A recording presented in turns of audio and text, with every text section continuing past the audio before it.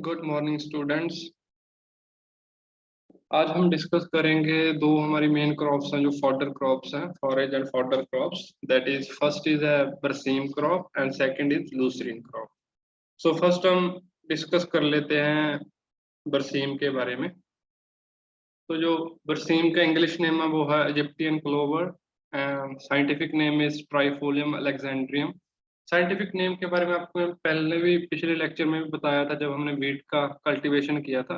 तो जो scientific name होता है उसको अंडरलाइन जरूर करना है आप लोगों ने, ठीक है। कोई भी स्पेसिफिक नेम लिख रहे हो आप तो उसको अंडरलाइन करना है। तो साइंटिफिक नेम है इसका बरसीम का ट्राइफोलियम अलेक्जेंड्रियम।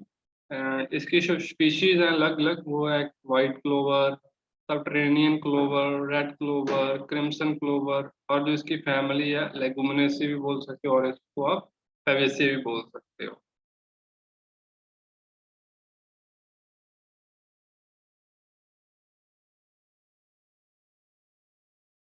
फिर नेक्स्ट इंट्रोडक्शन है बरसीम। आपको साइंटिफिक नेम मैंने पहले बता ही दिया है, Trifolium alexandrinum is an annual leguminosae fodder crop है ये। फिर है one of the most suitable fodder crops for area below 70-100 metre altitude with irrigation facility. जहाँ पे इरिगेशन फैसिलिटीज है वो 1700 मीटर के बिलो है, वहाँ पे ये बहुत सूटेबल है। It can be grown without irrigation in areas with high water table and under water law condition. मतलब ये वो जगह पे भी ग्रो कर सकते हैं जहाँ पे जो वाटर टेबल है वो हाई है, जो पानी है वो ज्यादा ऊपर है, या फिर वहाँ पे पानी खड़ा रहता है, तो उसमें भी ये क्रॉप है जो ग्रो की जा सकती है। और जो इसका रीजन है वो है इजिप्ट, इंडिजिनियस टू इजिप्ट। फिर नेक्स्ट है कैरेक्टरिस्टिक्स क्या क्या है। विंटर एनुअल लेग्यूम क्रॉप है ये, native to Mediterranean region. Nitrogen content है इसका 2.6%। फ्लावरिंग जो होती है मई जून में होती है। Tolerate close to mowing, mowing के जो है टॉलरेट होती है। Do does well on deep alluvial soil, alluvial soil के लिए ये वेल है, वहाँ पे अच्छी ग्रो होती है। टॉलरेट एल्किनिटी एंड सैलिनिटी, जहाँ पे एल्किनिटी एंड सैलिनिटी है सॉइल में, वहाँ पे ये टॉलरेट है, वहाँ पे ये ग्रो कर सकते हैं, उस चीज को ये टॉलरेट सह सकती है। फिर नेक्स्ट है यूजिंग। यूजेस क्या क्या है इस क्रॉप को, आप एज अ ग्रेजिंग क्रॉप भी कह सकते हो। जो अपने गांव में आपने देखा ही होगा, जो भैंसों को चराने के लिए खेतों में ले जाते हैं, वो एज आप इसको ग्रेजिंग क्रॉप भी यूज कर सकते हो। क्योंकि ज्यादातर गांव में जो लोग बरसीम यूज करते हैं as a fodder crop use करते हैं, घर में ले जाके उसको अपने भैंसों को डालते हैं ताकि वो अच्छा मिल्क प्रोडक्ट कर सके। एज अ हेइंग क्रॉप, हेइंग क्रॉप आप इसको बोल सकते हो। उसका तूड़ी बन जाती है, जब क्रॉप को हम काटते हैं उसके बाद उसकी ब्रिक ब्रिक से जो तूड़ी बन जाती है वो भी, उसको हम हेइम बोलते हैं। वैसे तो वो ज्यादातर एज अ खाने के पर्पज से भी यूज किया जाता है एनिमल्स के, बफेलोज के। वैसे काफी लोग उसको वो उसके नीचे, बफेलोज के नीचे डाल देते हैं ताकि उसको बैठने में या सोने में तकलीफ ना हो कोई। फिर नेक्स्ट है एज अ सिलेज क्रॉप। सिलेज क्रॉप क्या है, इसकी कटिंग करके प्रॉपर उसको हम क्या करते हैं, हमने जमीन के अंदर है जो उसको डाल देते हैं, चाहे किसी और जैसे मेज के साथ उसको मिक्स करके डाल दिया। जैसे हम अपने खाने के साथ अचार ले लेते हैं, उसको सिलेज क्रॉप को क्या बोलते हैं, या बरसीम का अचार डालते हैं। वो थोड़ा सा क्या करते हैं, मिट्टी को वहां से नीचे से उखाड़ के वहां नीचे इसको डाल के बरसीम को फिर ऊपर से बंद कर देते हैं। जब जरूरत होती है अचार बन जाता है, फिर वो एज अ बफेलोज के एनिमल्स के खाने के काम आता है। यही बताया हुआ उन्होंने एज अ, ये देखो पिक्चर्स में आपको दिखाई दे रहा है एज अ ग्रेजिंग पर्पस, कि ये ग्रेजिंग के लिए यूज किया जाता है। फिर नेक्स्ट है एज अ हेइंग क्रॉप। देख रहे हो कटिंग के बाद जैसे चूरा टाइप बन जाता है, इसको वैसे भी इसको कटिंग करने के बाद भी आप उसको एनिमल्स को डाल सकते हो एज अ, ये नीचे फेंकने के लिए भी काम ले लेते हैं कई लोग। फिर नेक्स्ट है अचार, सिलेज क्रॉप। ये इसको इकट्ठा करके इसके ऊपर इसको बंद कर देंगे, प्रॉपर इसको कवर कर देंगे। जब ये सिलेज तैयार हो जाता है या अचार तैयार हो जाता है, फिर इसको एनिमल्स के खाने के लिए यूज कर लिया जाता है। जैसे उन्होंने लिखा है berseem can be mixed with 20% ground maize to provide high qualities. 20% ground maize के साथ इसको मिक्स करके अगर हम बनाते हैं तो ये मतलब कह सकते हैं कि बहुत अच्छा अचार बनता है इसका फिर। और जो एनिमल्स हैं वो बहुत इजीली या उसको पसंद करते हैं अपने खाने के लिए। फिर नेक्स्ट आता है इसका क्लाइमेटिक एंड सॉइल रिक्वायरमेंट, कितना इसको क्लाइमेट चाहिए और कौन सी सॉइल में ये वेल ग्रो करती है। सो फर्स्ट क्लाइमेट क्या है इसका, ड्राई एंड कूल क्लाइमेट होना चाहिए। रबी सीजन क्रॉप है। Cloud days are not good, जब बादल छाए होते हैं एनवायरनमेंट में तो वो जो दिन होते हैं वो नहीं अच्छे होते इसकी ग्रोइंग के लिए। और जो इसको टेम्परेचर चाहिए वो चाहिए 25 to 30 degree Celsius for germination. जब जर्मिनेशन होती है इसके उस टाइम इसको जो टेम्परेचर रिक्वायर्ड रहता है वो कितना है, 20 से 30 डिग्री सेल्सियस फॉर जर्मिनेशन के लिए। और जब इसकी फ्लावरिंग स्टेज होती है तो इसको कितना टेम्परेचर चाहिए, 35 to 37 डिग्री सेल्सियस। मीन्स जो जर्मिनेशन और फ्लावरिंग के लिए अलग अलग टेम्परेचर चाहिए।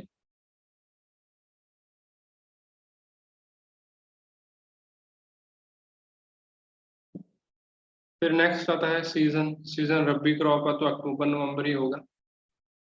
सॉयल्स, फिर सॉयल कौन सी सॉयल इसके लिए सूटेबल है, वो all soils with mild cold winter, it grows well in medium to heavy soil. Heavy soil में ये ग्रो वेल वेल ग्रो करती है, अच्छे तरह से ग्रो होती है। Tolerate to alkali, alkaline soil के अगेंस्ट टॉलरेट होती है, वहां भी ये ग्रो हो सकती है। Clay loam soil rich in calcium and phosphorus soil must be well drained. Clay loamy soil जो कि कैल्शियम और फास्फोरस में रिच होती है उसमें भी हम इसको लगा सकते हैं, उसमें भी ये ग्रोज वेल होगी। फिर आ जाते हैं कल्टीवेशन प्रैक्टिसेस। वैरायटीज कौन कौन सी हैं। फर्स्ट वैरायटी है जो मेजेस मेजेरी, ये कौन सी वैरायटी है, it is a fast growing variety and attain plant height of about 75 centimetre at flower initiating state. Fast growing variety है और जो इसकी प्लांट हाइट होती है वो अबाउट 75 सेंटीमीटर हो जाती है।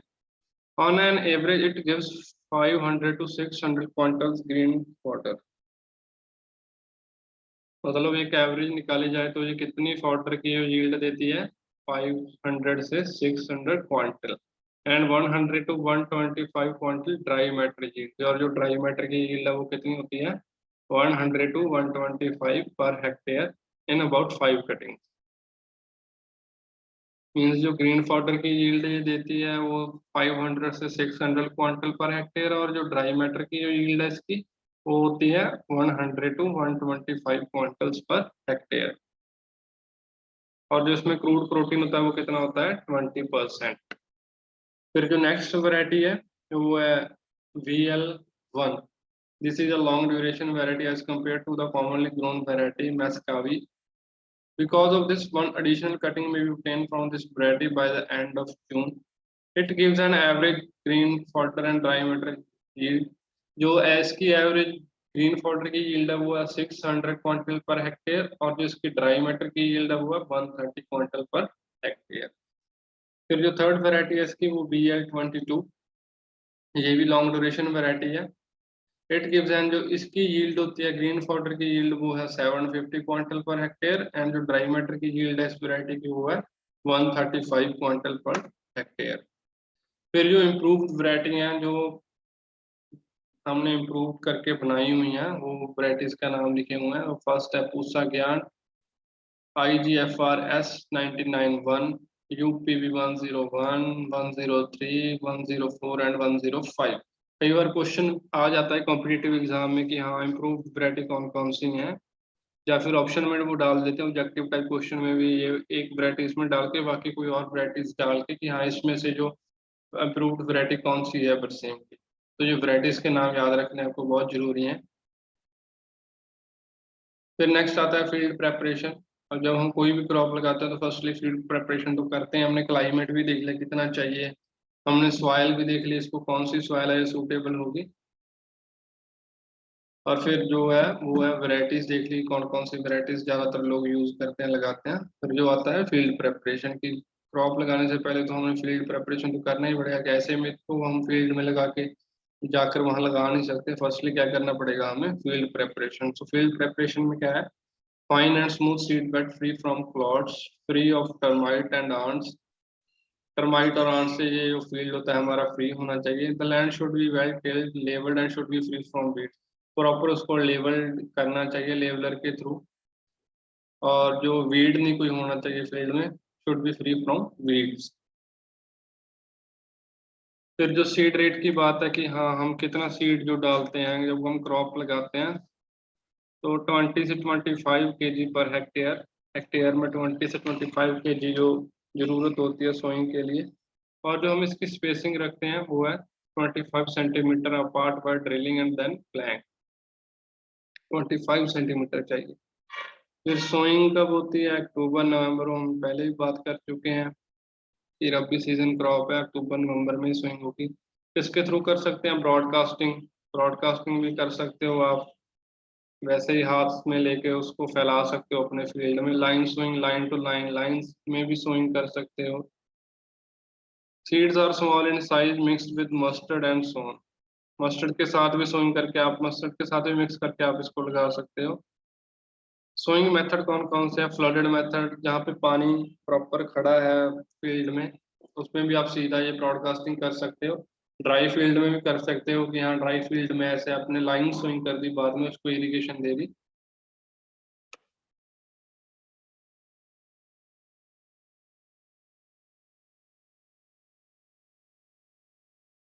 सीड रेट और मेथड ऑफ सोइंग हो गया है हमारा। फिर आता है न्यूट्रिएंट मैनेजमेंट। ऑर्गेनिक मैन्योर की कितनी जरूरत पड़ती है? 15 to 20 टन पर hectare. Respond wells to P. NPK की जो मात्रा है वो है 20 किलो पर हेक्टेयर, वो एन है, और जो 40 है वो पी है। और मॉलिब्डेनम डालना है 1 kg per hectare. Nitrogen, phosphorus and potash, nitrogen की जो मात्रा है वो 20 kg पर हेक्टेयर, और जो फास्फोरस की मात्रा है वो है 40 kg पर हेक्टेयर। पोटाश नहीं भी डालें तो चल जाएगा, और मॉलिब्डेनम हम डाल सकते हैं 1 kg पर हेक्टेयर। फिर अगर हम कोई क्रॉप लगा रहे हैं तो उसमें वीड भी होगा, तो वीड मैनेजमेंट भी जरूरी है। अगर हम वीड मैनेजमेंट नहीं करेंगे तो वो भी हमारी क्रॉप पे जो असर डालेगा, और क्रॉप की यील्ड को डिक्रीज कर सकता है, या क्रॉप की ग्रोथ को भी रोक सकता है, और डिजीज और पेस्ट भी कॉज कर सकता है। तो वीड मैनेजमेंट कैसे करना है? Weed free condition up to 25 days after sowing, मतलब 25 डेज आफ्टर सोइंग, जब हम सोइंग कर देते हैं उसके 25 दिन, 25 दिन बाद तो जो वीड है वो बिल्कुल ही नहीं होना चाहिए, प्रॉपर वीड फ्री फील्ड होना चाहिए। उसके लिए आप 2 हैंड वीडिंग भी कर सकते हो। 2 हैंड वीडिंग तो आप कर सकते हो 21 डेज आफ्टर सोइंग, एंड उसके बाद फिर आप कर सकते हो 35 to 40 डेज आफ्टर सोइंग, मतलब हैंड वीडिंग जरूरी है। फिर आता है वाटर मैनेजमेंट। क्रॉप को पानी तो चाहिए ही चाहिए, इरिगेशन फैसिलिटी चाहिए चाहिए। वो क्या है इसका? Interval of irrigation during October 10 days, 10 days के इंटरवल में लगाना चाहिए। अगर अक्टूबर में हमने सोइंग कर दी तो जब हम इरिगेशन देते हैं वहां पे तो 10 डेज के इंटरवल में देनी चाहिए, 10 दिनों के बाद, हर एक 10 दिन के बाद इसको इरिगेशन जो चाहिए ही चाहिए। फिर नेक्स्ट आता है हार्वेस्टिंग आपका। हार्वेस्टिंग क्या है? हार्वेस्टिंग जब हम क्रॉप को काटते हैं, वो कितने दिनों के बाद काटते हैं सोइंग के, कैसे वो, किसकी कितनी उसकी फॉडर यील्ड आती है, कितनी उसकी ड्राई मैटर यील्ड आती है। जो फर्स्ट कटिंग होती है इसकी वो 40 से 45, जब हम सोइंग कर देते हैं उसके बाद 1 मंथ या 1 डेढ़ मंथ के बाद ये 40 से 45 डेज आफ्टर सोइंग के बाद कटिंग हो जाती है, जो फर्स्ट कटिंग है। और जो फिर उसके बाद सब्सिक्वेंट लगातार जो कटिंग्स होती रहती हैं वो 20 से 25 दिन के बाद, जब हमने फर्स्ट कटिंग कर ली उसके फिर 20-25 दिन के बाद फिर इंटरवल में वो कटिंग्स होती रहती हैं। फिर टोटल कटिंग्स कितनी होती हैं? 6 to 8 कटिंग्स पर ईयर। एक साल में हम 6 से 8 इसकी कटिंग कर सकते हैं। और जो ग्रीन फॉटर मिलता है वो हमें कितना मिलता है? 50 to 100 टन पर हेक्टेयर। फिर यील्ड है इसकी, जो first cutting is obtained usually 60 days after sowing and subsequent cutting at interval of 25 to 30 days. In the mid-hill zones during winter, interval between cutting is about 50 to 60 days. In all, 5 to 6 cutting may be obtained. On average, nearly 550 quintals of green fodder per hectare may be obtained. Average के हिसाब से देखा जाए तो 550 quintal of green fodder हम obtain कर सकते हैं पर हेक्टेयर में से। और जो इसकी फिर यील्ड आती है वो ग्रीन फॉडर की यील्ड है वो 60 to 80 टन पर हेक्टेयर है एक साल में। और जो सीड यील्ड है, जो हमें अगर सीड प्रोडक्शन करना है तो फिर हम उसको सुखा के उसमें सीड भी निकाल सकते हैं, वो कितनी आती है 300 to 500 kg पर हेक्टेयर। मतलब जो ग्रीन फॉडर की है यील्ड वो अलग है, वो सीड यील्ड की है वो अलग है।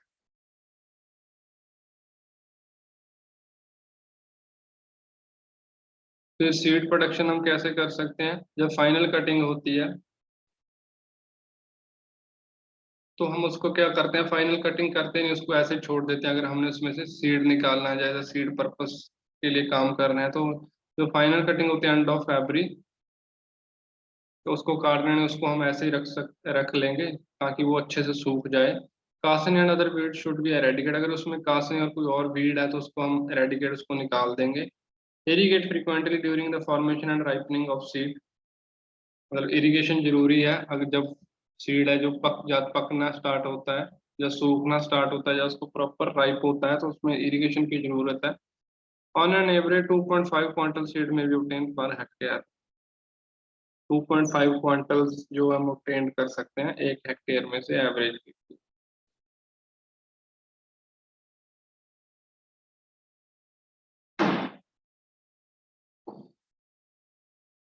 बच्चे अब तक जो हमने सारी ये क्रॉप पढ़ी है, क्या होता है कई बार हम क्या करते हैं कि जैसे हमें कल्टीवेशन प्रैक्टिसेस तो हमें पता ही होता है कि हम कैसे फील्ड प्रिपेयर करते हैं, ठीक है, कैसे हम वीड्स को या रिमूव करते हैं, वो भी हम याद कर लेते हैं। कोई फंगीसाइड वगैरह या वीडीसाइड वगैरह भी हम कैसे, मतलब कई बार कंफ्यूजन किसमें होता है कि हमें कई बार साइंटिफिक नेम नहीं याद होता, उसका प्रॉपर टेम्परेचर नहीं याद होता, उसको सॉइल कौन सी चाहिए वो नहीं हमें पता होता।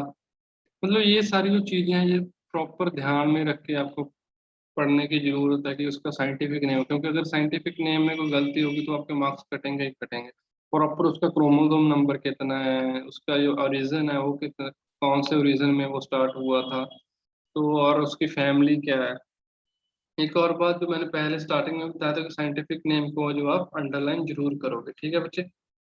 और उसकी सोइंग डेट क्या है, रबी सीजन क्रॉप है तो कौन से मंथ में सोइंग हो रही है, खरीफ सीजन क्रॉप है तो कौन से में ज्यादा है तो कौन सा, मतलब जो आपको एज अ, चाहे आप सीजन वाइज भी आप पढ़ सकते हो कि हाँ रबी सीजन की क्रॉप्स हैं जो इस मंथ से लेके इस मंथ तक लगती हैं।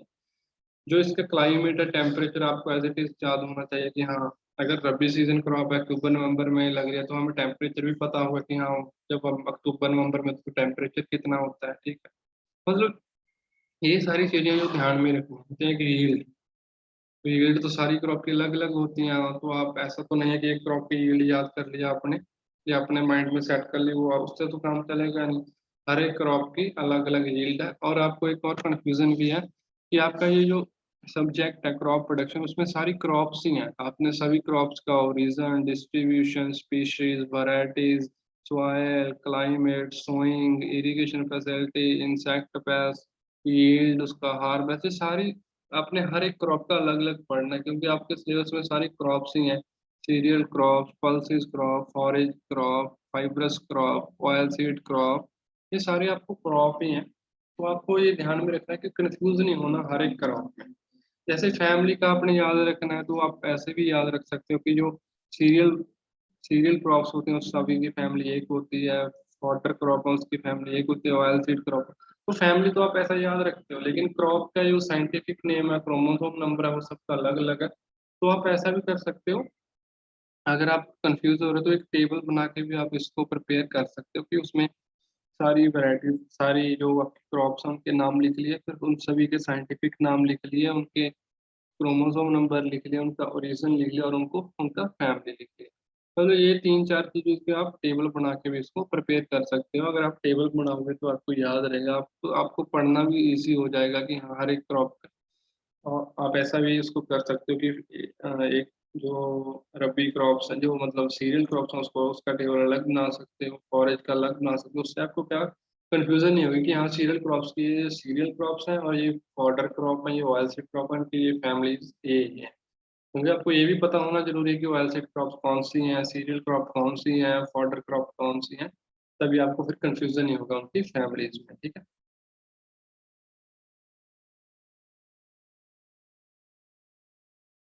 फिर नेक्स्ट बच्चे आता है इसके इंसेक्ट्स और उसकी मैनेजमेंट।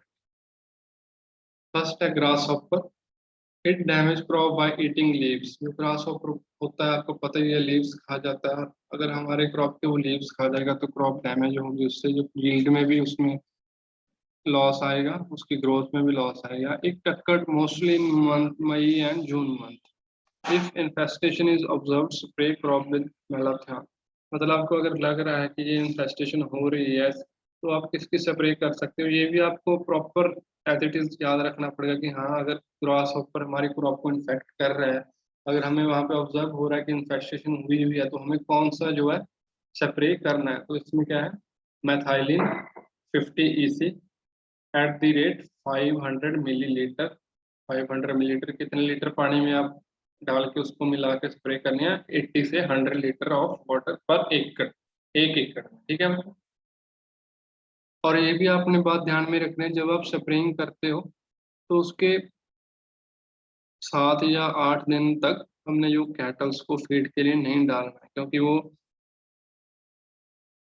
कैटल्स को फिर नुकसान पहुंचा सकती है। अगर हम नुकसान की, आपको पता ही है, अगर जो में कोई भी वीडीसाइड है, चाहे फंगीसाइड है, इंसेक्टिसाइड है, वो ह्यूमन लाइफ के लिए भी मुश्किल पैदा करता है और एनिमल्स के लिए भी करता है। तो जब हम स्प्रे करते हैं, क्योंकि हमने फीड देना होता है कैटल्स को, तो 7 या 8 दिन हमने ध्यान रखना है कि 7 या 8 दिन तक हम उनको फीड ना दें। फिर नेक्स्ट आता है जो ग्राम कैटरपिलर। ये कब आता है, avoid raising of crop near by tomato gram और लेट्स ऑन फीड। तो हमने क्या करना है, जो ब्रीसिंग लगाते हैं वो ना तो हमने टमाटो के नियर लगानी है, ना ही ग्राम के नियर, ना ही वीट के नियर, क्योंकि ग्राम कैटरपिलर है जो इन सब क्रॉप्स पे ज्यादा आता है। अगर हम उसके साथ लगाएंगे तो वो अपनी सेम की क्रॉप को भी इन्फेस्ट कर सकता है। इफ इन्फेस्टेशन इज, अगर इन्फेस्टेशन हो रही है, आपको लग रहा है कि हाँ इन्फेस्टेशन आ रही है हमारी क्रॉप में, तो आप किसकी स्प्रे करोगे, क्लोरन ट्रेनिपिरोल 8.5 SL, और इसका जो रेट है वो @50 ml,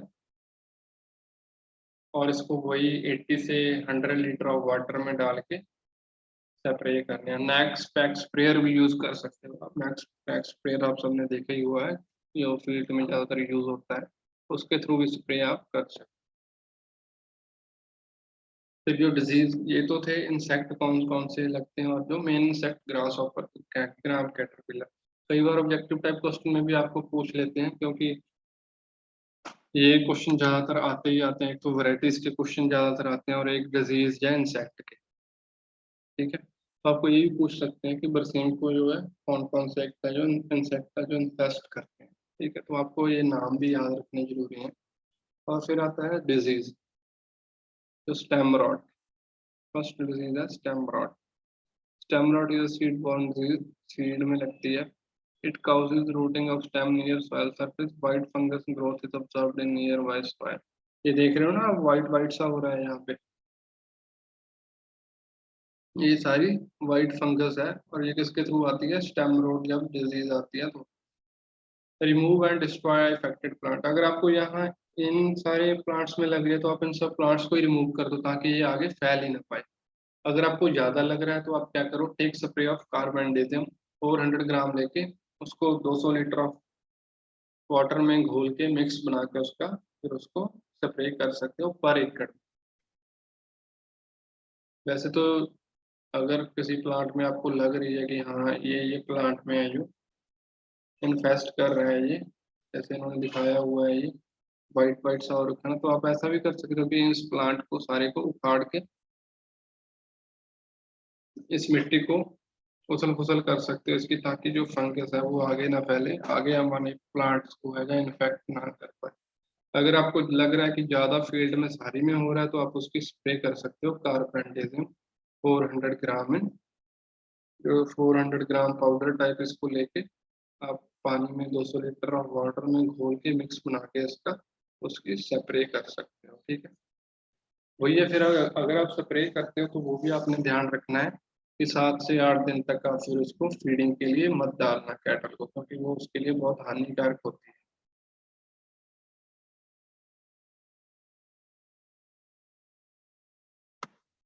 वैसे तो अगर इंसेक्ट या डिजीज हमारी क्रॉप में आती है तो आप ज़्यादा से ज़्यादा यही कोशिश करा करो कि कोई फर्टिलाइजर या इंसेक्टिसाइड पेस्टिसाइड ना डालना पड़े, क्योंकि अगर हम पेस्टिसाइड इसके जो इफेक्ट भी बहुत पड़ते हैं आजकल, जो इंसेक्टिसाइड और पेस्टिसाइड का आपने देखा ही है, फर्टिलाइजर कितने यूज हो रहे हैं हमारी फील्ड में, और जो ह्यूमन कंजम्पशन है उसमें हम जब ले रहे हैं वही, जब जैसे देखो अब ये बरसीम है, अब ये कैटल फीड के लिए हम यूज करते हैं, कैटल को हम फीडिंग के लिए देते हैं, और फिर हम कैटल से ही मिल्क लेते हैं और फिर वही मिल्क हम पीते भी हैं, उसका दही भी जमा कर खाते हैं, वो सारा फिर हमारे शरीर में भी जाता है, तो उससे हमारी जो ह्यूमन बॉडी है वो भी इफेक्ट होती है, तो अलग अलग तरह की जो बीमारियां हैं वो लगती हैं।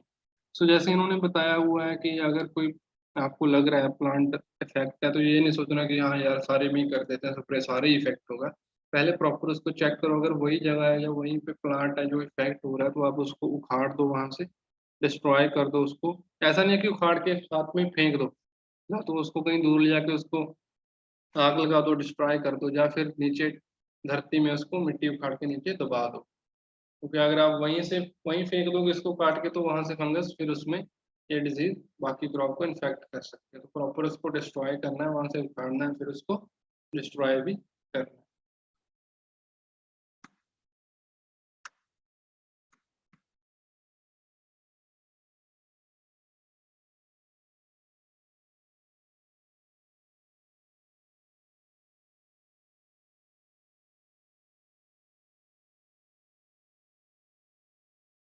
तो ये तो थी आपकी परसीन क्रॉप, और जो हमारी वो दूसरी क्रॉप है ल्यूसरीन क्रॉप, वो भी फॉरेज क्रॉप है, वो हम नेक्स्ट लेक्चर में करेंगे। हाँ, जो जो मैंने आपको बातें बताई हैं वो जरूर याद रखना, कि इनका साइंटिफिक नेम जो है इसको अंडरलाइन जरूर करना है। फैमिली प्रॉपर ऐसे ही याद रखनी है, फैमिली आप चाहे लेगुमिनस से हो चाहे फेबेसी हो, कोई भी लिख सकते हो इसमें फैमिली, ठीक है, जरूरी नहीं है कि हाँ आपने दोनों लिख कर आनी है, कोई भी लिख सकते हो, फेबेसी भी लिख सकते हो, लेगुमिनस भी लिख सकते हो।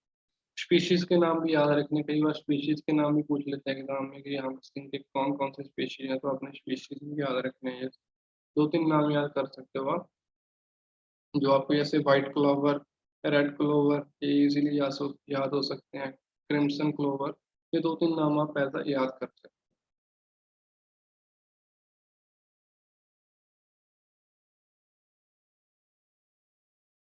यूजेस हमने पढ़ लिया, एज अ ग्रेजिंग क्रॉप भी यूज करते हो, एज अ हींग क्रॉप भी, एज अ सिलेज क्रॉप भी।